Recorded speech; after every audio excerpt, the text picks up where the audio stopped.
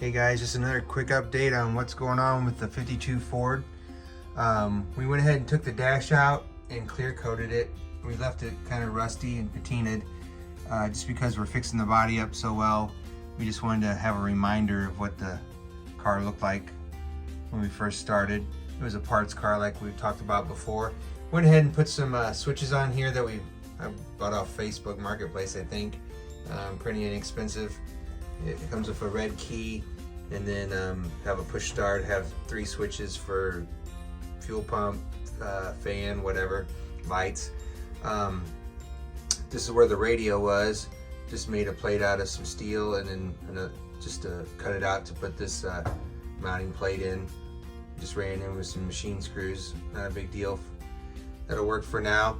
We went ahead and coated the floor and the ceiling with some bed liner that we had laying around. Went ahead and smoothed it out a little bit, and we'll go ahead and do something with this later, maybe paint it a different color. But yeah, that's what we got done there. And then we're still figuring out what to do with the gauges here. Might make a plate and put the temp gauge and the oil pressure gauge and the tachometer in there, since that's pretty good in the line of sight. Maybe, I don't know, might mount the tachometer up here somewhere or over here. Let me know your thoughts on that. We hadn't got the seat temporarily mounted and firewall in the back. Also, a few other things we got going on. We went ahead and got rid of all the trim screw holes on the door, the fenders. Basically smoothed it out pretty good. We'll still have this belt line trim on here, hopefully. We have that, so hopefully that'll work. Yeah, so it's getting pretty close. Still need to figure out what to do with the rear. We haven't got a rear end yet, or the motor yet, but we have a line on a 351 Windsor. So we cut those out a few weeks ago.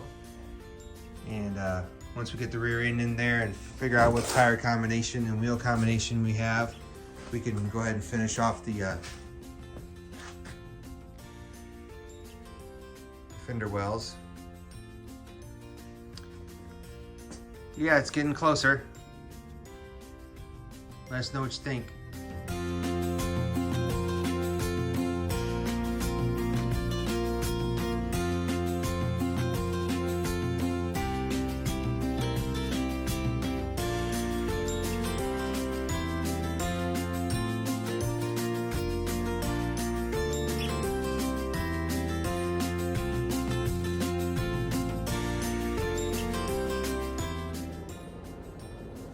Hey guys, I wanted to take a moment to thank you for watching the videos, subscribing, commenting. We really appreciate the comments and hearing your thoughts. But I just wanted to ask a question of what do you guys think about the hobby today, the state of the hobby of vintage cars, classic cars, drag racing, etc. Especially with the fuel prices the way they are. I'm old enough to remember when they went up before during the Afghanistan and Iraq wars. But this seems to be more of an artificial type thing or a purposeful thing, especially since the Vice President and I believe it was the Secretary of Transportation mentioned the other day, basically the answer was electric vehicles. You know, maybe that is the answer, but it seems like it's kind of getting pushed a little bit quicker than what would be natural.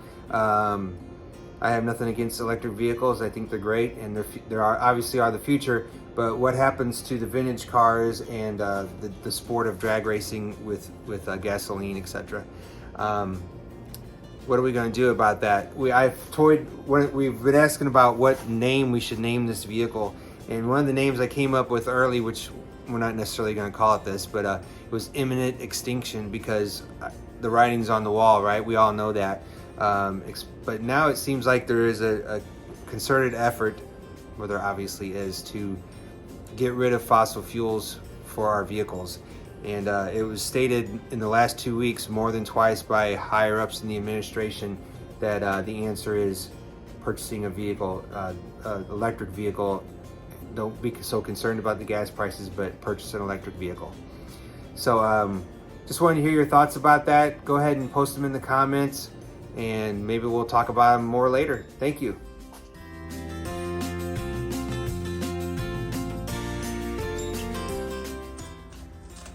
So what are we doing here? We're making templates for inside panels. All right. What are we gonna make them out of?